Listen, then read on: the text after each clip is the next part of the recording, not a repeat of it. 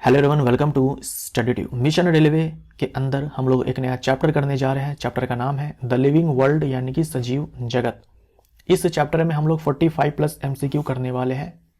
जो सवालों की संख्या है वो है 45 से 50 के बीच में।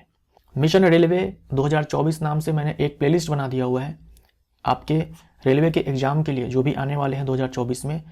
उस एग्जाम के लिए जो भी वीडियोज मैं डालूंगा उस वाले प्लेलिस्ट में मैं ऐड कर दूंगा। पहले से काफ़ी सारे मैंने वीडियो को ऐड कर दिया हुआ है, तो आप देख सकते हैं। वीडियो का PDF डाउनलोड करने के लिए आपको जाना है ऐप पर। देखो, जो भी प्रश्न मैं आपको करवाऊंगा उसका PDF A4 साइज में, है ना, A4 साइज में PDF आपको मिल जाएगा हमारे ऐप पर।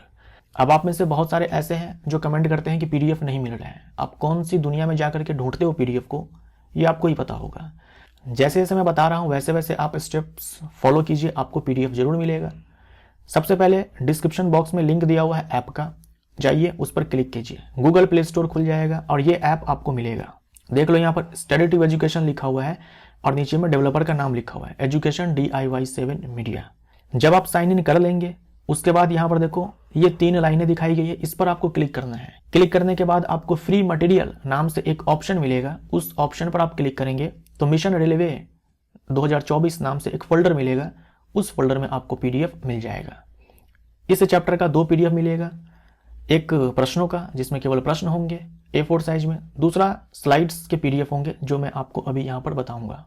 तो सारे PDF जो है आपको वहीं पर मिलेंगे, ठीक है। जो भी मैं इस सीरीज के अंदर अपलोड करूंगा वीडियो, उसका PDF जो है आपको वहीं पर मिलेगा। तो सही ऐप डाउनलोड कीजिए, सही से स्टेप्स फॉलो कीजिए, आपको PDF जरूर मिलेगा। वैसे मैंने एक वीडियो भी डाला हुआ है, 2 मिनट का वीडियो है आई थिंक, वहाँ पर मैंने बताया हुआ है कि कैसे आप PDF को डाउनलोड कर सकते हैं। तो उसको भी आप देख सकते हो अगर आपको फिर भी समझ में अभी नहीं आया तो चलिए अब हम लोग करते हैं प्रश्नों को। जंतु विज्ञान का जनक किसे कहा जाता है? जंतु विज्ञान का जनक किसे कहा जाता है? जंतु विज्ञान का जनक कहा जाता है अरस्तु को यानी कि एरिस्टोटल को। जंतु विज्ञान बोले तो जूलॉजी, है ना, जूलॉजी। तो जो अरस्तु है इन्हें फादर ऑफ बायोलॉजी भी कहा जाता है, यानी पूरे जीव विज्ञान का जनक भी कहा जाता है और जंतु विज्ञान का जनक भी कहा जाता है। तो चाहे जीव विज्ञान का जनक बोल दे चाहे जंतु विज्ञान का जनक बोल दे, आंसर हमारा एक ही होगा, वो है एरिस्टोटल, है ना, zoology, father of zoology and father of biology. वहीं अगर आपसे फादर ऑफ बोटनी पूछ दिया जाए तो आपका आंसर होगा थियोफ्रास्टस। फादर ऑफ जेनेटिक्स, अनुवांशिकी के जनक कहे जाते हैं मेंडल साहब, मेंडल।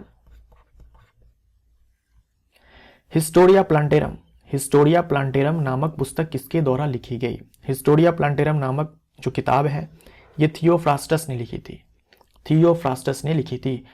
अरस्तु ने जो किताब लिखी उसका नाम है हिस्टोरिया एनिमेलियम। देखो यहाँ पर हिस्टोरिया प्लांटेरम है, प्लांट के बारे में है, ये प्लांट के हिस्ट्री के बारे में है, और एनिमल के हिस्टोरिया का मतलब हिस्ट्री होता है। हिस्टोरिया एनिमेलियम, ये जो किताब लिखी गई है ये अरस्तु के द्वारा लिखी गई है। डार्विन साहब ने जो किताब लिखी है उसका नाम है the origin of species, right, the origin of species. ये किताब जो है ये डार्विन साहब ने लिखी है। ये सारे नाम जो है आपको याद रखने होंगे। डैश जीवों को परिभाषित करने वाला लक्षण है। देखो, परिभाषित करने वाला लक्षण, इसका मतलब होता है डिफाइनिंग फीचर।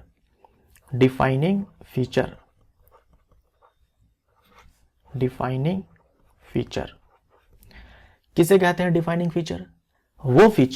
वो लक्षण जो दुनिया के सारे ही सजीवों के अंदर देखे जाते हैं लेकिन एक भी निर्जीव के अंदर देखे नहीं जाते हैं। दोनों बातें सत्य होनी चाहिए, सारे सजीव में दिखने चाहिए और एक भी निर्जीव में नहीं दिखने चाहिए।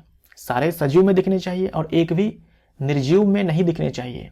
उस लक्षण को हम लोग बोलेंगे परिभाषित लक्षण, है ना, या फिर डिफाइनिंग फीचर। समझ में आया? जैसे जो वृद्धि है ये हमें सजीवों में देखने को मिलते हैं, लेकिन दिक्कत ये है कि ये निर्जीवों में भी देखने को मिलते हैं, तो ये आंसर नहीं होगा। जैसे कि जनन है, ये हमें निर्जीवों में देखने को नहीं मिलते हैं, ये तो ठीक है, लेकिन सारे सजीव भी जनन नहीं करते हैं, तो ये भी हमारा आंसर गलत हो जाएगा। उसके बाद है उपापचयन, यानी कि मेटाबॉलिज्म, ठीक है, मेटाबॉलिज्म। उपापचयन को हम लोग इंग्लिश में बोलते हैं मेटाबॉलिज्म। तो ये हमारा आंसर हो जाएगा मेटाबॉलिज्म। एक लिविंग बॉडी में होने वाले सारे रिएक्शंस का जो सम होता है उसी को हम लोग मेटाबॉलिज्म बोलते हैं। जितने भी रिएक्शंस हो रहे हैं ना एक साथ हमारे बॉडी में, उन सारे को इकट्ठे हम लोग बोलते हैं मेटाबॉलिज्म, उपापचयन। तो ये जो मेटाबॉलिज्म है ये सारे के सारे सजीव के अंदर देखने को मिलते हैं और एक भी निर्जीव के अंदर देखने को नहीं मिलते हैं। डैश को वृद्धि के द्वियुग्मी लक्षण कहा जाता है, ट्विन कैरेक्टरिस्टिक्स ऑफ ग्रोथ। देखिए जो ग्रोथ है इनके दो अपने होते हैं कैरेक्टरिस्टिक्स।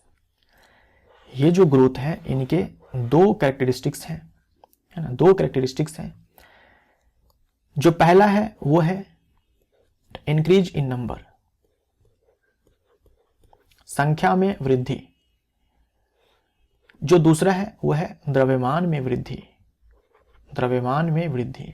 कहने का मतलब ये हुआ कि अगर कोई वस्तु है उसकी संख्या बढ़ रही है हम बोलेंगे कि ग्रोथ हो रही है। अगर कोई वस्तु है उसका द्रव्यमान बढ़ रहा है तो भी बोलेंगे कि ग्रोथ हो रही है। मतलब संख्या बढ़े तो भी ग्रोथ, द्रव्यमान बढ़े तो भी ग्रोथ। तो संख्या में वृद्धि और द्रव्यमान में वृद्धि ये दोनों ही क्या है, ग्रोथ के लक्षण है। ये दोनों ही ग्रोथ के लक्षण है। इन दोनों में से कुछ भी हो रहा है तो हम बोलेंगे कि ग्रोथ हो रही है, वृद्धि हो रही है। समझ में आया? तो संख्या में वृद्धि, द्रव्यमान में वृद्धि। आंसर हमारा क्या हो जाएगा, डी हो जाएगा, यानी कि ए और बी दोनों। इसीलिए जो ग्रोथ है ये डिफाइनिंग फीचर नहीं है, ये डिफाइनिंग फीचर नहीं है। जो ये ग्रोथ है, ये जो ग्रोथ है ये आपको लिविंग, सजीव और निर्जीव दोनों में देखने को मिलते हैं, दोनों में देखने को मिलते हैं। एक ईंट है जिसका द्रव्यमान आपने मापा तो पता चला कि 1 किलोग्राम का है। उस ईंट को आप किसी खुले स्थान पर छोड़ दो जहां पर धूल मिट्टी कण आकर के उस पर जमा हो जाए, उसके बाद उसका द्रव्यमान मापो तो 1 किलोग्राम से आपको ज्यादा मिलेगा। तो क्या हुआ, द्रव्यमान में वृद्धि हो गया ना। तो हम बोलेंगे कि ईंट ने ग्रोथ की है, ईंट में ग्रोथ हुई है। तो ये नॉन लिविंग में पॉसिबल है। इसीलिए जो ग्रोथ है ये डिफाइनिंग फीचर नहीं है, ये डिफाइनिंग फीचर नहीं है। डी हमारा आंसर हो जाएगा। सही कथन को चुने, केवल सजीव ही वृद्धि करते हैं कहना गलत हो जाएगा। जस्ट मैंने आपको समझाया ईंट का एग्जाम्पल लेकर के, सजीव और निर्जीव दोनों ही वृद्धि कर सकते हैं। केवल निर्जीव ही वृद्धि करते हैं ये भी कहना गलत हो जाएगा। सजीव और निर्जीव दोनों वृद्धि करते हैं ये कहना सही हो जाएगा। निर्जीवों में जनन संभव है ये कहना गलत हो जाएगा, निर्जीवों में जनन संभव नहीं है। तो सी हमारा राइट आंसर हो जाएगा। निम्नलिखित में से किस जीव के लिए वृद्धि और जनन समानार्थी है? समानार्थी का मतलब दोनों का समान ही अर्थ है, दोनों का समान ही अर्थ है। तो आंसर हो जाएगा एक कोशिकीय जीव। देख लो इसमें से एक कोशिकीय कौन है, तो यह है अमीबा। तो अमीबा हमारा आंसर हो जाएगा। वृद्धि और जनन का एक ही मतलब होता है एक कोशिकीय जीव के लिए। एग्जाम्पल के तौर पर जैसे मान लीजिए कि ये अमीबा है ना, ये अमीबा है। ये एक अमीबा जो है द्विविखंडन करके 2 अमीबा में मान लो कि ऐसे कन्वर्ट हो गया, ऐसे 2 अमीबा में कन्वर्ट हो गया।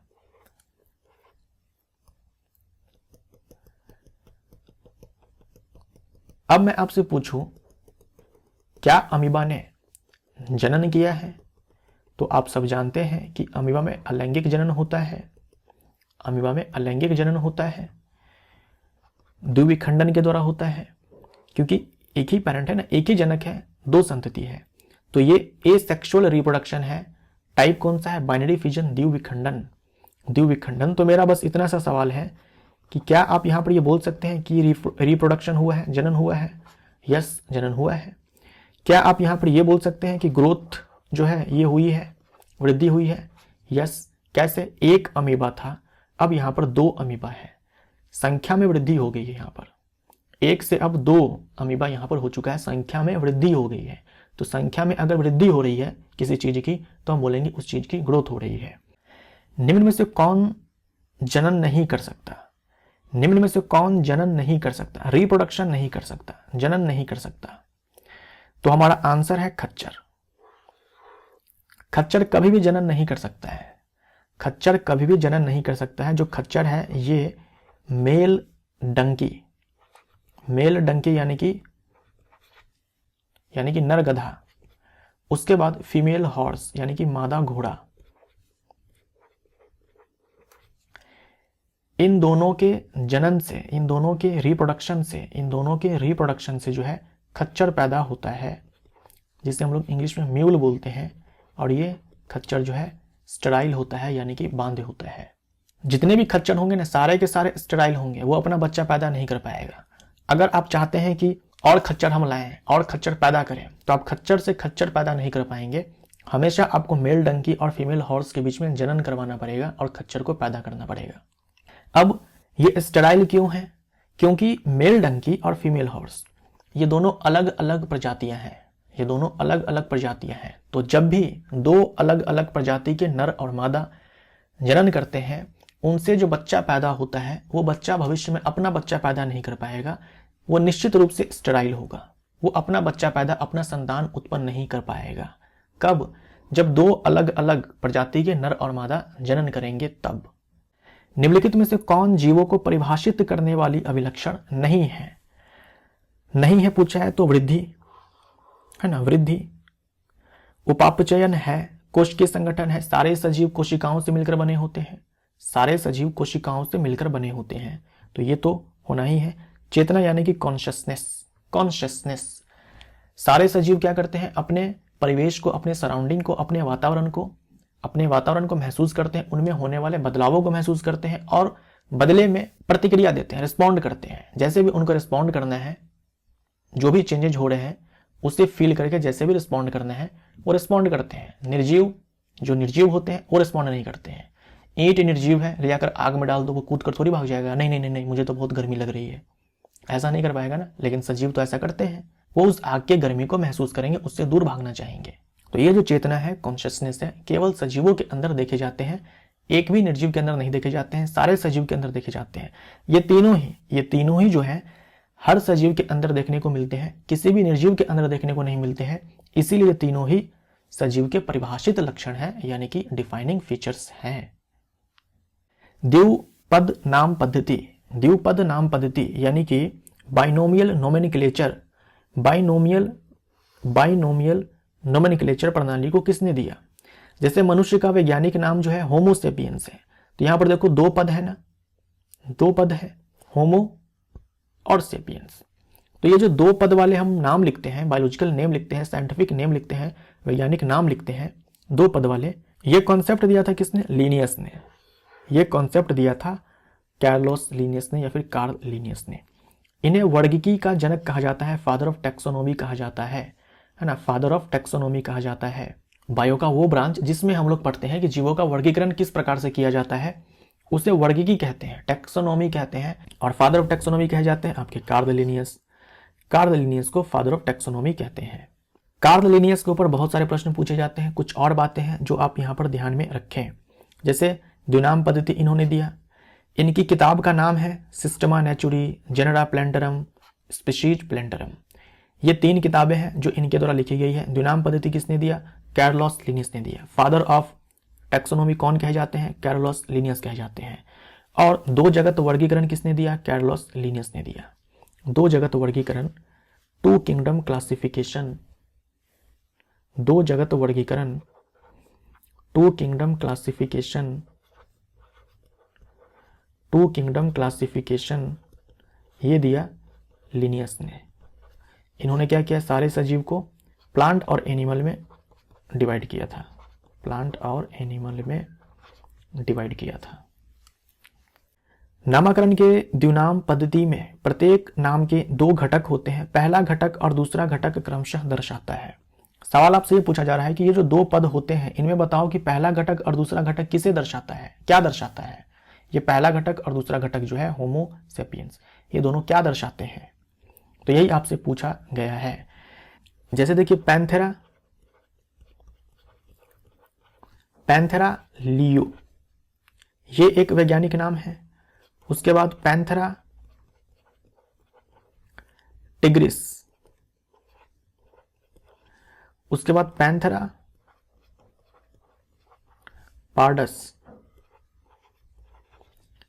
पार्डस, ये वैज्ञानिक नाम है लायन का, शेर का, ये है टाइगर का, बाघ का, और यह है लेपर्ड का, चीता का, लेपर्ड का। तो इन सारे ही नाम में देखो दो दो पद है, यानी सारे क्या है, बाइनोमियल नोमेनक्लेचर है, ये सारे बाइनोमियल नोमेनक्लेचर है। और इन सारे में देखो जो दो पद है, इनमें से जो पहला पद है वो पैंथेरा पैंथेरा पैंथेरा है। तो ये पैंथेरा क्या है, ये पैंथेरा क्या है, ये जो पैंथेरा है ये है आपका जीनस, यानी कि वंश का नाम, वंश का नाम, ठीक है। और ये जो लियो है, टिग्रिस है, पार्डस है, ये क्या है, ये है स्पीशीज,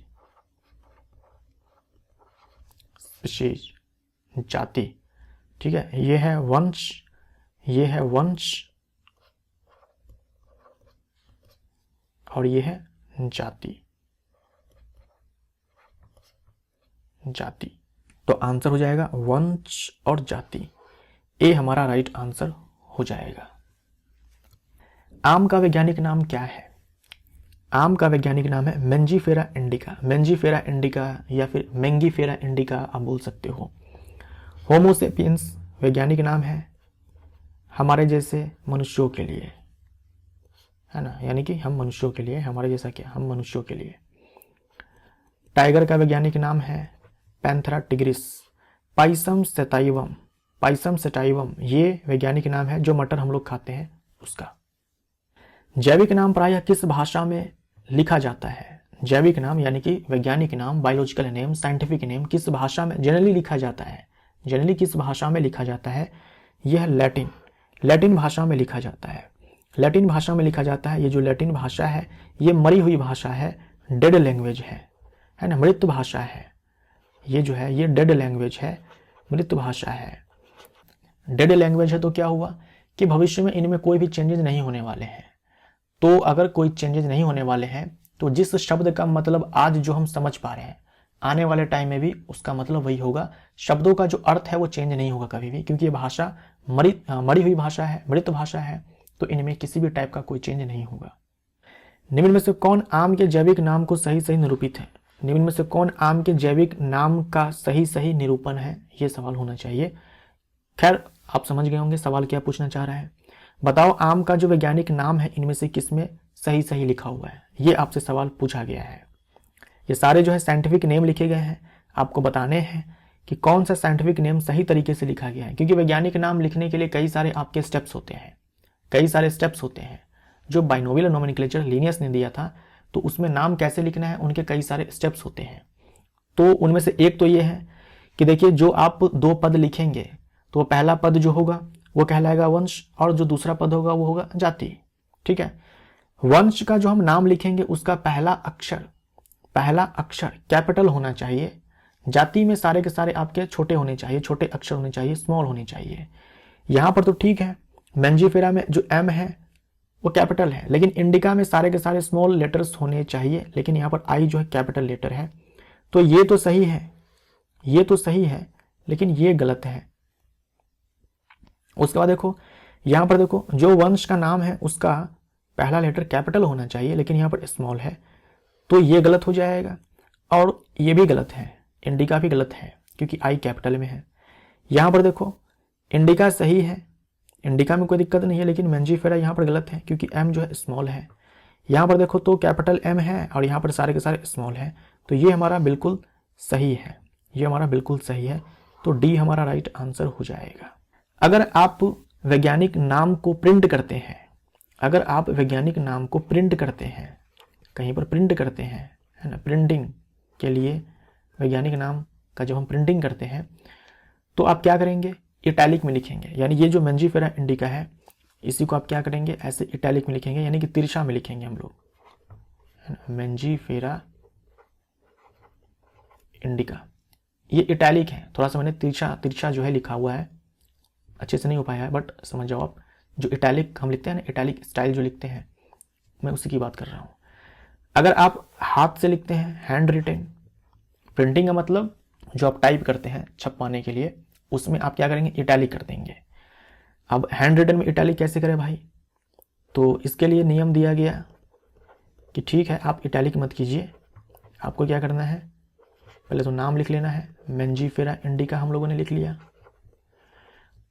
उसके बाद आपको क्या करना है, अलग अलग अंडरलाइन कर देना है। जो वंश का नाम है उसको अलग से अंडरलाइन करो, इंडिका को अलग से अंडरलाइन करो। तो ये जो हम लोग इटैलिक में लिखते हैं, ये जो हम लोग अंडरलाइन करते हैं, ऐसा क्यों करवाया जाता है? ऐसा इसलिए करवाया जाता है ताकि पढ़ने वाले को ये समझ में आ जाए कि हाँ, जो नाम लिखा गया है ये लैटिन ओरिजिन का है, लैटिन भाषा में जो है नाम लिखा गया है, लैटिन ओरिजिन का है। केवल ये बताने के लिए इटैलिक है, अंडरलाइन किया हुआ है, केवल इसलिए ताकि ये समझ में आए कि हाँ, लैटिन ओरिजिन के ये सारे वर्ड्स हैं। जब वैज्ञानिक नाम में वंश और जाति का नाम एक समान हो जाए तो उसे डैश कहते हैं। जैसे बाइनोमियल नोमेनक्लेचर में, द्विनाम पद्धति में हमारे दो पद होते हैं, द्विपद नाम पद्धति में दो पद होते हैं। जो पहला पद होता है वो वंश का नाम, जो दूसरा होता है जाति का नाम। तो अगर वंश और जाति दोनों के नाम एक समान हो जाए, वंश और जाति, जाति का नाम और वंश का नाम दोनों अगर एक समान हो जाए, एक जैसा हो जाए, तो हम कहेंगे टोटोनिम, है ना, टोटोनिम। यानी इस पूरे नाम को हम लोग टोटोनिम कह सकते हैं। जैसे यहां पर देखिए बोला है टोटोनिम का उदाहरण नहीं है, इनमें से कौन टोटोनिम का उदाहरण नहीं है? तो देख लो, नाजा नाजा वंश का नाम जाति का नाम एक जैसा है, रेटस रेटस वंश और जाति का नाम एक जैसा है, वल्पस वल्पस एक जैसा है, राना टिग्रीना ये एक जैसा नहीं है, तो ये टोटोनिम का एग्जाम्पल नहीं होगा। ठीक है। नाजा नाजा किसका वैज्ञानिक नाम है? King cobra, king cobra. रेटस रेटस चूहा, रैट। वल्पस वल्पस यह है फॉक्स। राना टिग्रीना यह है फ्रॉग, मेढक। फॉक्स लोमड़ी। वर्गीकीय या वर्गीकरण विज्ञान का जनक किसे कहा जाता है? यह कहा जाता है कैरोलस लिनियस को। तो बी हमारा आंसर हो जाएगा। अच्छा, लेवोजियर को फादर ऑफ केमिस्ट्री कहा जाता है, फादर ऑफ केमिस्ट्री कहा जाता है, फादर ऑफ केमिस्ट्री कहा जाता है लेवोजियर को। जीव विज्ञान के उस शाखा को क्या कहते हैं जिसमें वर्ग की और जीवों के बीच विकासीय संबंध के बारे में अध्ययन किया जाता है? वर्गीकी यानी कि टेक्सोनोमी, है ना, वर्गीकी या फिर वर्गीकी विज्ञान, टेक्सोनोमी। टेक्सोनोमी में हम लोग जीवों के वर्गीकरण के बारे में पढ़ते हैं, लेकिन जब टेक्सोनोमी में हम लोग क्या करते हैं कि इवोल्यूशनरी रिलेशनशिप को ऐड कर देते हैं, तो उससे एक नया ब्रांच बनता है जो कि टेक्सोनोमी से भी बड़ा ब्रांच है, उससे हम लोग बोलते हैं वर्गीकरण पद्धति। वर्गीकरण पद्धति, सिस्टमैटिक्स हम लोग इसे बोलते हैं इंग्लिश में, है ना, सिस्टमैटिक्स। तो ये जो ब्रांच है सिस्टमैटिक्स, ये जो ब्रांच है सिस्टमैटिक्स,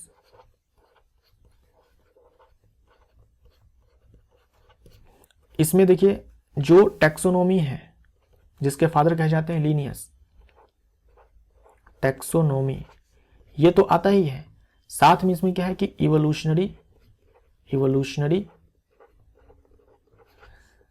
रिलेशनशिप भी आता है। जैसे मैं आपसे पूछूं कि जो मेढक है वो किसके ज्यादा करीब है? मछली के ज्यादा करीब है, या फिर इंसानों के ज्यादा करीब है, या फिर पक्षियों के ज्यादा करीब है? तो सीधी सी बात है, जो मेढक है वो मछली के ज्यादा करीब है। मछली जलीय है, मेढक जो उभयचर है। तो हमने क्या देखा यहाँ पर? इवोल्यूशनरी रिलेशनशिप की, इवोल्यूशन के नजरिए से, इवोल्यूशन के दृष्टिकोण से कौन किसके नजदीक है, कौन किसके पास है। तो जब हम जीवों का वर्गीकरण करेंगे टेक्सोनोमी के अकॉर्डिंग, तो वहां पर हम लोग ये भी कंसिडर करेंगे कि जो जीव है जिसको हम लोग वर्गीकृत करने जा रहे हैं किसके ज्यादा करीब है, उसे भी वहां पर कंसिडर किया जाएगा, वो चीज भी वहां पर देखा जाएगा। तो ये आएगा सिस्टमैटिक्स के अंदर कि अगर हम इवोल्यूशनरी रिलेशनशिप को भी कंसिडर कर रहे हैं टेक्सोनोमी के साथ साथ, तो वो ब्रांच हमारा हो जाएगा सिस्टमैटिक्स। निम्नलिखित में से कौन सा एक वर्गीकी संवर्ग नहीं है? वर्गीकी संवर्ग, वर्गीकी संवर्ग को हम लोग इंग्लिश में बोलते हैं taxonomic category. Taxonomic category, taxonomy में जीवों के वर्गीकरण के लिए जो अलग अलग हमारे पास कैटेगरीज होती है उसे हम लोग टेक्सोनोमिक कैटेगरीज कहते हैं। तो आपको बताना है कि इनमें से कौन है जो टेक्सोनोमिक कैटेगरी नहीं है, इनमें से कौन है जो टेक्सोनोमिक कैटेगरी नहीं है। तो यहां पर देख लो, ये 7 आपको टेक्सोनोमिक कैटेगरीज दिखाए गए हैं, ये 7 आपको टेक्सोनोमिक कैटेगरीज दिखाए गए हैं। स्पीशीज है, जीनस है, फैमिली है, ऑर्डर है, क्लास है। यहाँ भी स्पीशीज है यानी कि जाति है, वंश है, कुल है, यहाँ पर गण है, यहाँ पर वर्ग है। देखो यहाँ पर डिवीजन है ना, डिवीजन, तो प्लांट के केस में हम लोग डिवीजन लिखते हैं, एनिमल के केस में उसी स्थान पर हम लोग फाइलम लिखते हैं। उसके बाद जगत है, सब सेम टू सेम है प्लांट के लिए, एनिमल के लिए, बस जहां पर एनिमल में हम लोग फाइलम शब्द का इस्तेमाल करते हैं, संघ का इस्तेमाल करते हैं, संघ शब्द का इस्तेमाल करते हैं, प्लांट के केस में वहीं पर हम लोग भाग का इस्तेमाल करते हैं। तो आंसर हमारा डी हो जाएगा, वर्ण हो जाएगा। बाकी ये जाति, वंश, कुल, ये सब आपको यहाँ पर दिख रहे हैं, दिख जाएंगे। वर्ग की पद अनुक्रम में सबसे निचले स्तर के संवर्ग को क्या कहते हैं? वर्ग की पद अनुक्रम, इसका मतलब क्या हुआ? Taxonomic hierarchy. टेक्सोनोमिक हेरार्की, देखो ये सारे क्या है आपकी कैटेगरीज हैं, तो हमने कह दिया टेक्सोनोमिक कैटेगरीज। और ये जो पूरा अरेंजमेंट यहाँ पर बन रहा है, पूरा यहाँ पर जो एक अरेंजमेंट दिखाया गया है, एक अरेंजमेंट दिखाया गया ना यहाँ पर, इसे हम लोग बोलते हैं टेक्सोनोमिक हेरार्की। वैसे आप ध्यान में रखिए कि जाति से लेकर के जगत तक ये जो हमारा ऑर्डर है, जाति से लेकर के जगत तक का जो हमारा ऑर्डर है, इसे हम लोग आरोही क्रम बोलते हैं। आरोही क्रम यानी कि असेंडिंग ऑर्डर है। ये जाति से लेकर के जगत तक जो है ये असेंडिंग ऑर्डर है, और ये डिसेंडिंग ऑर्डर है, अवरोही क्रम है। अवरोही क्रम है। ये है घटते से बढ़ते क्रम, ये है बढ़ते से घटते क्रम। जैसे जैसे हम लोग जाति से जगत की तरफ जाते हैं, जो कैटेगरी है ना, ये कैटेगरी, इसका साइज बड़ा होता जाता है, इसका साइज बड़ा होता जाता है।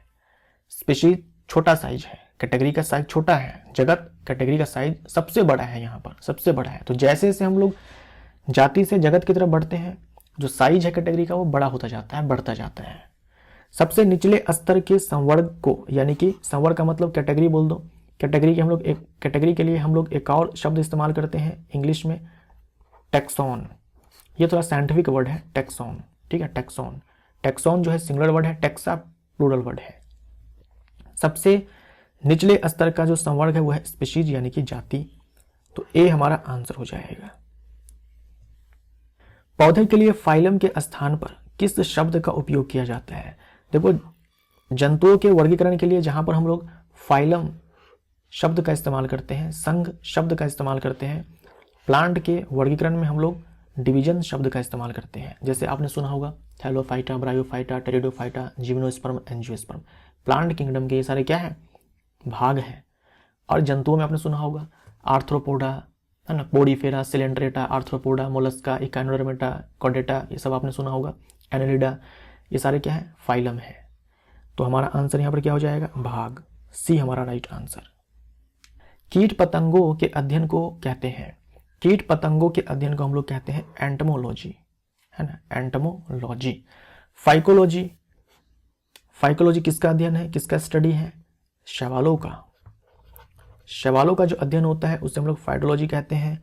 अच्छा, कोशिकाओं के अध्ययन को हम लोग साइटोलॉजी कहते हैं, कोशिकाओं के अध्ययन को साइटोलॉजी कहते हैं। और कवकों के अध्ययन को हम लोग क्या बोलते हैं? कवकों के अध्ययन को हम लोग बोलते हैं हिस्टोलॉजी, है ना। कवकों के अध्ययन को हम लोग क्या बोलते हैं? हिस्टोलॉजी बोलते हैं। गेहूं का जैविक नाम क्या है? गेहूं का जैविक नाम बोले तो गेहूं का वैज्ञानिक नाम क्या है? यह ट्रिटिकम, ट्रिटिकम एस्टिवम, है ना, ट्रिटिकम एस्टिवम, ये गेहूं का वैज्ञानिक नाम है। होमोसेपियंस मनुष्य का है, मेंजीफेरा इंडिका आम का है, मैंगो का है। मस्का डोमेस्टिका आप याद रखेंगे, मस्का डोमेस्टिका यह है घरेलू मक्खी का, हाउस फ्लाई, है ना, हाउस फ्लाई का, हाउस फ्लाई का। वैसे जो वीट है, ये जो वीट है, ये जो गेहूं है, ये जो गेहूं है, ये है आपका मोनोकॉट। मोनोकॉट है यानी कि एक बीजपत्री पादप है। मानव जाति को किस कुल में रखा गया है? मानव जाति को किस कुल में रखा गया है? कुल का मतलब क्या होता है? फैमिली, इंग्लिश में फैमिली बोलते हैं।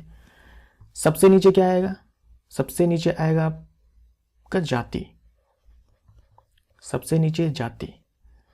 जाति से ऊपर जो मिलते जुलते जातियां होती है वो मिलकर के बनाते हैं वंश, वंश। उसके बाद मिलते जुलते जो वंश होते हैं, मिलते जुलते जो वंश होते हैं वो आपके बनाते हैं कुल, वो आपके बनाते हैं कुल।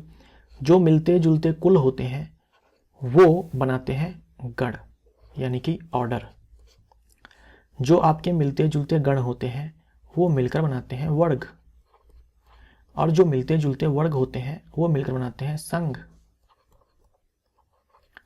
और जो मिलते जुलते संघ होते हैं वो बनाते हैं जगत, वो बनाते हैं जगत। थोड़ा सा इसको नीचे किया जाए, थोड़ा सा इसको नीचे किया जाए, हाँ, वो बनाते हैं आपके जगत, किंगडम। 1 2 3 4 5 6 7, 7 जो है ऑब्लिगेट कैटेगरीज है।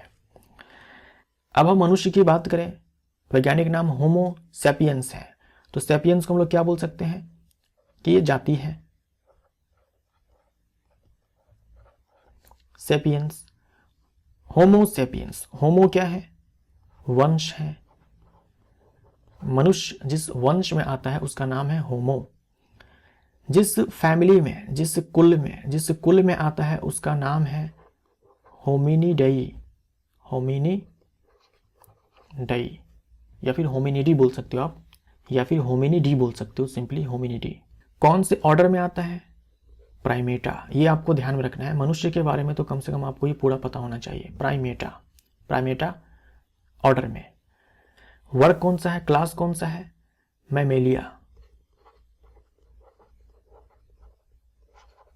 मैमेलिया। संघ कौन सा है, यानी कि फाइलम कौन सा है? कॉर्डेटा। और किंगडम कौन सा है? एनिमेलिया। तो ये हम लोगों ने किसका देखा? मनुष्य का देखा, है ना, मानव का देखा, मानव का देखा।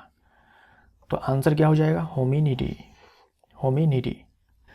अच्छा, एक चीज और यहां पर आप ध्यान में रखें, ये जो पोएसी है ये प्लांट का फैमिली है, ये प्लांट का फैमिली है, और इसमें आने वाले जो भी प्लांट्स होते हैं उन्हें हम लोग ग्रास कहते हैं, ग्रास कहते हैं, घास कहते हैं, घास कहते हैं। कौन कौन से आते हैं इसमें? एक तो जिसे आप ग्रास समझते हो, घास समझते हो, घास बोलते हो एक्चुअल में जिसे, वो घास। इसमें आपके जो बांस होते हैं, बैम्बू, वो आते हैं।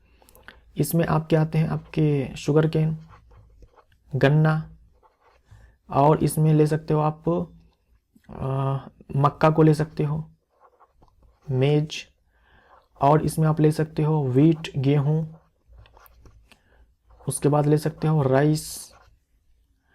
एक चीज और, ये सारे जो होते हैं आपके, यानी ये जो फैमिली है ये बेसिकली किसका है? मोनोकॉट का है, एक बीज पत्री पादप का है, मोनोकॉट का है, एक बीज पत्री पादप का है, मोनोकॉट का है। तो ये आपको ध्यान में रखना है, मोनोकॉट का फैमिली है, यानी ये सारे के सारे जो है आपके मोनोकॉट्स हैं, एक बीज पत्री पादप है। ग्रास, बैम्बू, शुगर कैन, मेज, व्हीट, राइस। तो प्लांट के जितने भी फैमिली होते हैं ना, उनमें से एक ये काफ़ी प्रसिद्ध फैमिली है, पोएसी। ये सारे प्लांट्स आते हैं, ये सारे के सारे मोनोकॉट हैं। मानवों को किस संघ में रखा गया? मानवों को रखा गया कोडेटा में, मानवों को रखा गया कोडेटा में। आर्थ्रोपोडा संघ में आपको मिलेंगे इंसेक्ट्स, मच्छर, मक्खी, कॉकरोच, इंसेक्ट्स। एंजियोस्पर्म बोले तो फूल देने वाले, फल देने वाले जो प्लांट्स होते हैं, यानी कि फ्लावरिंग प्लांट, पुष्पी पादप, पुष्पी पादप, पुष्पी पादप, फ्लावरिंग प्लांट्स। वर्गीकरण की सबसे छोटी इकाई है, सबसे छोटी इकाई है, सबसे छोटी इकाई है स्पीशीज, और सबसे बड़ी जगत। जो कैटेगरी आपने देखा ना, कैटेगरी, टेक्सोनोमिक कैटेगरी, उससे कैटेगरी भी बोलते हैं, उससे यूनिट भी बोलते हैं, इकाई भी बोलते हैं, उसे टैक्सॉन भी बोलते हैं, उसे संवर्ग भी बोलते हैं। तो वर्ग, संवर्ग, इकाई सबका एक ही मतलब है। वर्तमान में स्वीकृत जाति की जैविक परिभाषा किसके द्वारा दी गई थी? देखो, जो स्पीशीज शब्द है ना, स्पीशीज, जाति,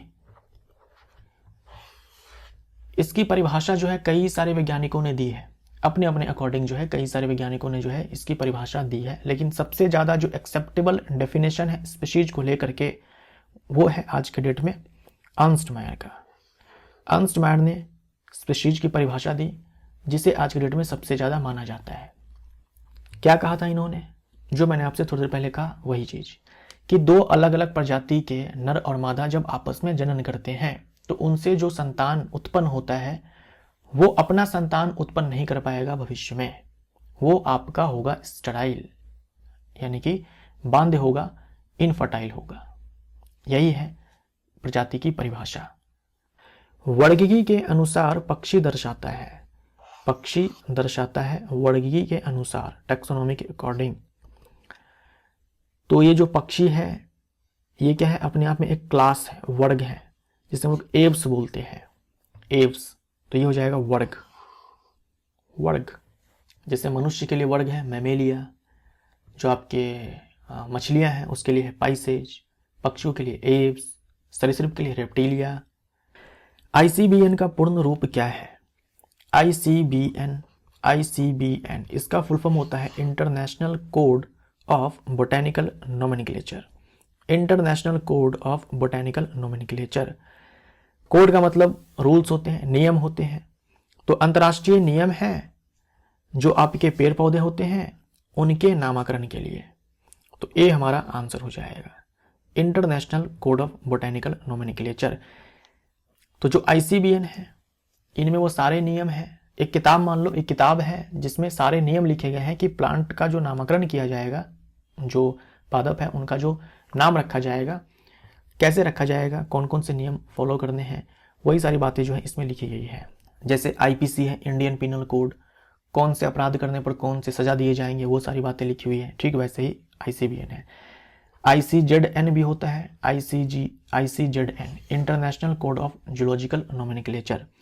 जो आपके जंतु होते हैं उनका नाम कैसे रखा जाएगा, कौन कौन से नियम के अकॉर्डिंग रखा जाएगा, वो ICZN में है ना, ICZN में है। वर्ग की पद अनुक्रम में जब हम जाति से जगत की ओर बढ़ते हैं तब सामान्य अभिलक्षणों की संख्या, जैसे जैसे हम जाति से जगत की ओर जाते हैं समानताएं जो है वो घटती जाती है, असमानताएं जो है बढ़ती जाती है। तो घटती है हमारा आंसर हो जाएगा। ऐसे सोच लेना ना कि जो जगत है इसमें चींटियां भी आती हैं, मनुष्य भी आता है, बताओ कितनी समानता है। लेकिन अगर हम जाति की बात करेंगे तो चींटी की अपनी जाति होगी, मनुष्य की अपनी जाति होगी। तो मनुष्य की अपनी ही जाति है तो वो ज़्यादा क्लोज है ना, वो ज़्यादा समान है। चींटी की अपनी जाति है वो ज़्यादा समान है। जैसे पैंथरा लियो, पैंथरा टिग्रिस, पैंथरा पार्टस आपने पढ़ा। शेर, बाघ और जो आपके चीता है, शेर, बाघ, चीता, ये सारे जो है अलग अलग प्रजाति के हैं, लेकिन इन सारे को रखा गया एक ही वंश में, पैंथरा में। इन सारे को पैंथरा में रखा गया है। तो अब बताओ, शेर, बाघ, इन तीनों को जब हमने एक ही वंश में डाल दिया, एक ही जीनस में डाल दिया जिसका नाम पैंथरा है, तो क्या जो समानताएं हैं वो पहले से थोड़ी कम हो गई ना। बाघ से जितना समानता रखता है, शेर से जितना समानता रखता है, चीता से जितना समानता रखता है, क्या बाघ, शेर और चीता आपस में उतनी ही समानता रखते हैं? नहीं। तो जैसे जैसे हम लोग क्या करेंगे कि जाति से जगत की ओर जाएंगे, समानताएं घटेगी, असमानताएं बढ़ेगी। औषधि का जनक किसे कहा जाता है? औषधि का जनक कहा जाता है हिप्पोक्रेटस को। बी हमारा राइट आंसर हो जाएगा। फादर ऑफ मेडिसिन कहा जाता है इनको, हिप्पोक्रेटस को। जंतुओं के वर्गीकरण में वर्गीकीय इकाई फाइलम, वर्गीकीय इकाई यानी कि टैक्सोनॉमिक कैटेगरी, इसी को टैक्सोनॉमिक यूनिट भी कहा जाता है। फाइलम यानी कि संघ। पादपों के किस वर्गीकरण के किस पद अनुक्रमीय स्तर के बराबर होता है? मतलब सवाल बस इतना है कि फाइलम के स्थान पर हम लोग क्या यूज करते हैं जब हम जाते हैं वर्गीकृत करने पादप को, तो क्या बोलते हैं? भाग, डिवीजन। यहां पर देख लो, डिवीजन, और ये आपका फाइलम। वर्ग की संवर्ग का सही क्रम चुने। मुझे यहां पर ये नहीं लगाना चाहिए था, फिर भी चलिए कोई दिक्कत नहीं है। ऐसे देख लो आप, देखो जाति के बाद वर्ग आता है क्या? ठीक है, जाति के बाद वर्ग आता है, सही है। वर्ग के बाद कुल आता है क्या? नहीं, वर्ग बाद में आता है, कुल पहले आता है, तो ये कट जाएगा। जगत के बाद जाति, गलत हो जाएगा। जगत के बाद जाति नहीं भाई, जाति के बाद जगत। जाति के बाद कुल आता है क्या? जाति के बाद वंश, वंश के बाद कुल, सही है। कुल के बाद गण, गण के बाद संघ, संघ के बाद जगत, ये सही है। गण के बाद संघ, सही है, लेकिन संघ के बाद जाति नहीं आता है। संघ तो काफी नीचे है ना, सबसे निचले स्तर का संवर्ग है ये, तो ये गलत हो जाएगा। तो सी हमारा यहाँ पर राइट आंसर हो जाएगा। वनस्पति विज्ञान को डैश भी कहा जाता है, वनस्पति विज्ञान को डैश भी कहा जाता है, वनस्पति विज्ञान को फाइटोलॉजी भी कहा जाता है, फाइटोलॉजी भी कहा जाता है। देखिए अगर कहीं पर मान लो कि फाइट्स आ रहा है, या फिर कहीं पर मान लीजिए कि फाइलो आ रहा है, या फिर मान लो कहीं पर आपके फाइटा ये आ रहा है, तो समझ आना कि प्लांट से क्या है कि रिलेटेड है ना, प्लांट से रिलेटेड है, रिलेटेड टू प्लांट्स, पेड़ पौधों से संबंधित है, पेड़ पौधों से संबंधित है। तो फाइटोलॉजी, फाइटो का मतलब प्लांट और लॉजी का मतलब होता है अध्ययन, तो प्लांट का अध्ययन हम जिस ब्रांच में करेंगे वो है फाइटोलॉजी। फाइकोलॉजी क्या होता है? फाइकोलॉजी यानी कि सवालों का अध्ययन। साइकोलॉजी, साइकोलॉजी को क्या बोल सकते हैं? Study of mind and behaviour, है ना, mind plus behaviour. Pathology, pathology बीमारियों का अध्ययन, डिजीज। निम्नलिखित को पूरा करें। मिलते जुलते जाति वंश बनाते हैं, मिलते जुलते वंश कुल बनाते हैं, मिलते जुलते कुल गण बनाते हैं, मिलते जुलते गण वर्ग बनाते हैं, मिलते जुलते वर्ग संघ बनाते हैं या फिर भाग बनाते हैं, और मिलते जुलते संघ या फिर भाग जगत बनाते हैं। तो भाग हमारा यहाँ पर आंसर हो जाएगा, या तो भाग या फिर संघ, यहाँ पर या तो भाग या फिर संघ।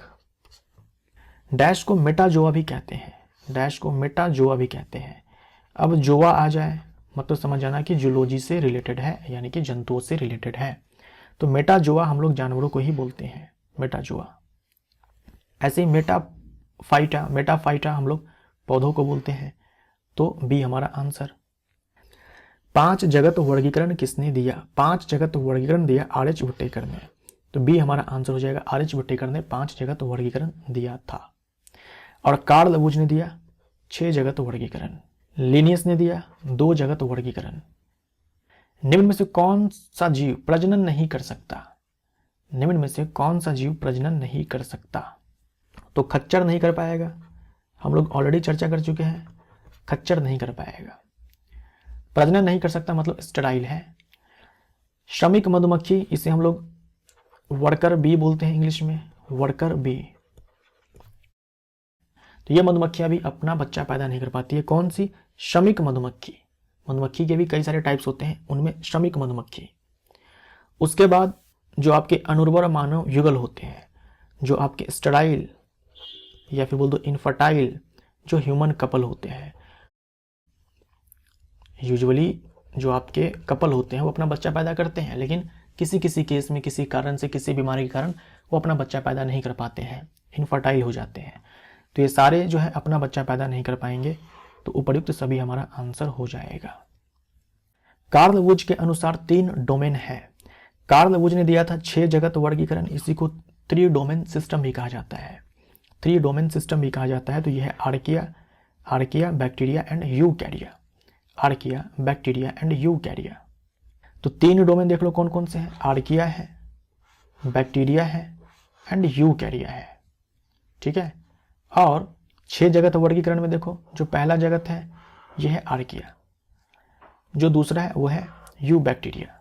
यानी जो आर्किया डोमेन है इसमें इन्होंने रखा आर्की बैक्टीरिया को, जो बैक्टीरिया डोमेन है इसमें इन्होंने रखा यू बैक्टीरिया को, जिसे हम लोग ट्रू बैक्टीरिया ये बोलते हैं। और यूकैरिया में आपके आते हैं प्रोटिस्टा जगत, कवक जगत, पादप जगत और जंतु जगत। तो ये है 3 डोमेन और ये है 6 किंगडम क्लासिफिकेशन, कार्ल वुज ने दिया था। स्पीशीज प्लांटेरम किताब किसने लिखी? स्पीशीज प्लांटेरम ये किताब लिखी लिनियस ने। ए हमारा आंसर। एक कोश के जीव की पहचान करें, इनमें से कौन है जो एक कोश के है? अमीबा है, खमीर है, जीवाणु है। एक कोश के जीव की पहचान करें। जो अमीबा है ये प्रोटिस्टा जगत का जीव है, खमीर यानी कि एक कोश के कवक है, ये कवक जगत का जीव है, जीवाणु मोनेरा जगत का जीव है। ये सारे के सारे जो है एक कोश के हैं, तो डी हमारा आंसर हो जाएगा। इसी के साथ हमारा ये पूरा चैप्टर जो है कंप्लीट होता है। फिर से मैं आपको बता रहा हूँ, पीडीएफ डाउनलोड जो करना है आपको, वो करने के लिए डिस्क्रिप्शन बॉक्स में लिंक दिया हुआ है, उस लिंक से ऐप को डाउनलोड कीजिए। जो आपको स्टार्टिंग में स्टेप्स बताए गए हैं उनको फॉलो कीजिए, PDF जो है आपको मिल जाएगा। ठीक है, मिलते हैं अगले चैप्टर में। Thank you so much.